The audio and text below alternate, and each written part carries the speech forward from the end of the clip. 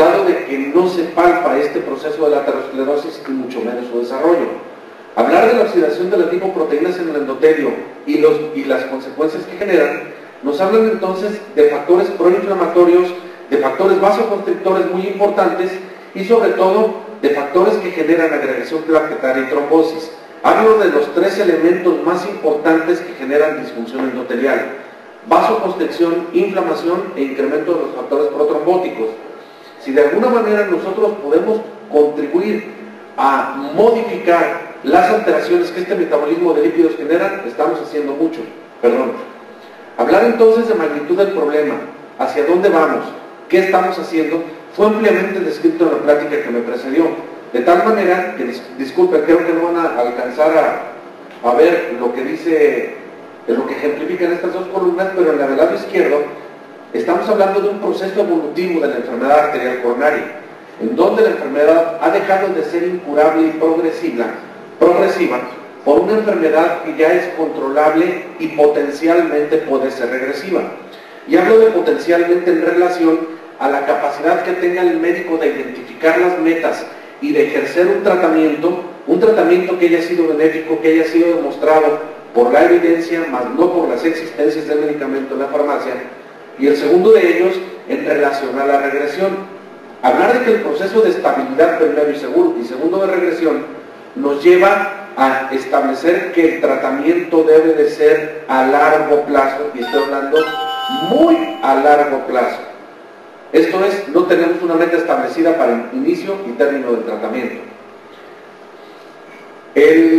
Las actividades de las sociedades europeas hoy y de las sociedades americanas hoy intentan establecer un mecanismo mediante el cual al médico se le facilite el proceso de estratificación del riesgo cardiovascular. Por tal motivo, en EuroAspire 2, el objetivo principal fue determinar en pacientes con enfermedad arterial coronaria si los factores de riesgo cardiovascular mayores recurrentes, si se manejan en forma efectiva mediante cambios en el estilo de vida y en caso de ser necesario con medicamentos hipolipemiantes, qué resultados teníamos. Situación que es, si la trasladamos a nuestro país, a nuestra América, seguramente tenemos un porcentaje menor al 40% y soy bastante optimista en relación a lo que se consume en este tipo de drogas. Por tal motivo, la terapia con estatinas en ocasiones solita es insuficiente para alcanzar las metas en el LDL y por tal motivo tenemos a final de cuentas que llegar a hacer una combinación de factores. El hablar solamente de la modificación de factores de riesgo fue ya perfectamente especificada, en donde la dieta, el ejercicio y los cambios en el hábito alimentario desafortunadamente no nos permiten, pero sí coadyuvan a que alcancemos las metas. Y por tal motivo, el efecto de las terapias en los lípidos nos hablan de que los secuestradores de ácidos biliares nos pueden llegar a una disminución en base a la columna que ustedes pueden ver aquí: colesterol total 20%, colesterol LDL en una reducción promedio de 30%, colesterol HDL se incrementa 3 a 5%, un efecto neutral sobre triglicéridos y una tolerabilidad al paciente hasta hoy pobre. Y así sucesivamente lo verían con ácido nicotínico, fibratos, propofol y estatinas. Si me permiten, les pido su atención en dos de los elementos más importantes que considero de relevancia para el objetivo de nuestra reunión, como los fibratos. En el tercer renglón podrán ustedes efectivamente observar que la reducción del colesterol total es un promedio de 15%, situación muy similar en el colesterol LDL, en el mejor de los casos, pero con un incremento potencial de 20% de HDL y una reducción promedio entre el 20 y 50% de triglicéridos, algo que ya había sido mencionado en la plática anterior y que de alguna manera nos habla de que el paciente tiene una buena tolerancia. Les pido de favor sean tan amables en pasar al renglón número 5, en donde hablamos sobre estatinas y la reducción que tiene sobre el colesterol total en un promedio de 30%, el LDL, reducción que oscila del 24 al 50%, y un incremento que subiría potencialmente hasta un 15 o 16% en el caso de las estatinas más potentes, que estaríamos hablando rosulimstatina, con un efecto casi neutral que oscila entre el 10 y el 30% en triglicéridos, dependiendo qué estatina y qué modificaciones al estilo de vida se generen, con una buena tolerabilidad al paciente. ¿Por qué les pedí que se fijaran en estos dos renglones, además de mencionar el número 1? Por una situación muy importante. Posiblemente la combinación de fibratos y estatinas sean las combinaciones de las más utilizadas en el médico, perdón, por el médico hacia el paciente. Pero vale la pena mencionar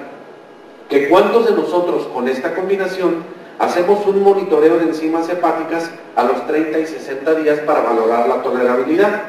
Creo que muy pocos lo hacemos.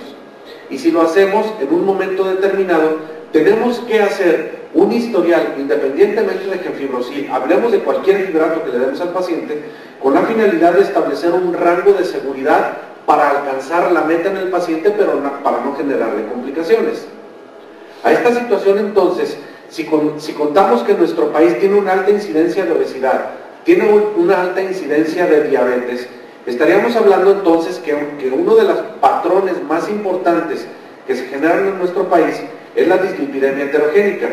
aquella que se encuentra principalmente por el incremento del colesterol total, el incremento en los triglicéridos, el incremento en el colesterol LDL, pero una importante baja en el colesterol HDL.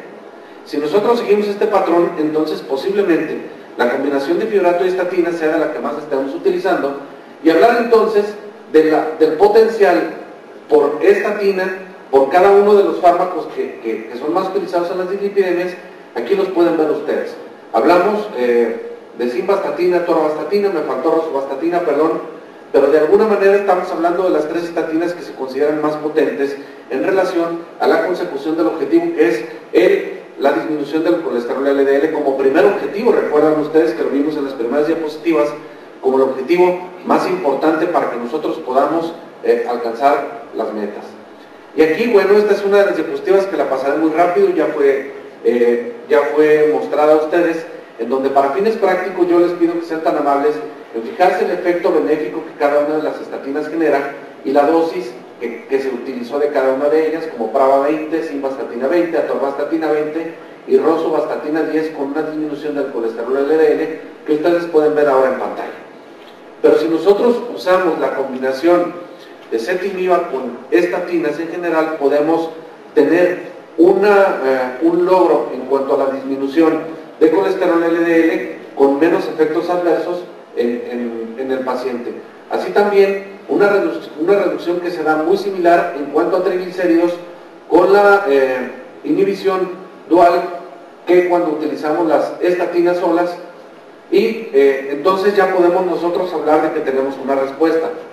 El uso de la terapia combinada sí nos permite alcanzar las metas, sin embargo todavía queda un remanente de riesgo en muchos pacientes que aún es difícil alcanzar las metas. Los beneficios que podemos nosotros obtener es que al utilizar dosis más bajas podemos llegar a obtener metas más fácilmente en el paciente. El tratamiento obviamente debe ser individualizado, con el fármaco apropiado, el que haya mostrado ante la evidencia que ya se dio la disminución del riesgo, que retarde o evita el desarrollo de la enfermedad y evitar complicaciones. Creo que en estos 4 o 5 renglones que ustedes pueden ver ahora en pantalla, podría yo resumir el objetivo del manejo actual de las dislipidemias con tratamiento combinado según el historial clínico del paciente lo permita, porque nosotros podemos y o debemos usar estatinas en combinación con fibratos y o con algunos otros fármacos en relación a las necesidades del paciente, a la clínica del paciente. ¿Por qué? Porque primero debemos de individualizar el tratamiento con el fármaco específico que pueda ser otorgado al paciente, pero que además haya mostrado una disminución del riesgo, retardar el desarrollo de la enfermedad, pero sobre todo evitar las complicaciones. Estamos hablando de una historia natural de una enfermedad, la historia natural de la enfermedad aterosclerosa. Y aquí estamos hablando de la detección de grupos de riesgo que necesariamente podemos detectar y que no hayan presentado la enfermedad. Eso es un elemento muy importante.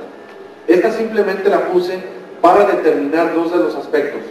el llegar a las metas y hablar, aumentar la dosis de la estatina o agregar ezetimiba, y aquí agregaría,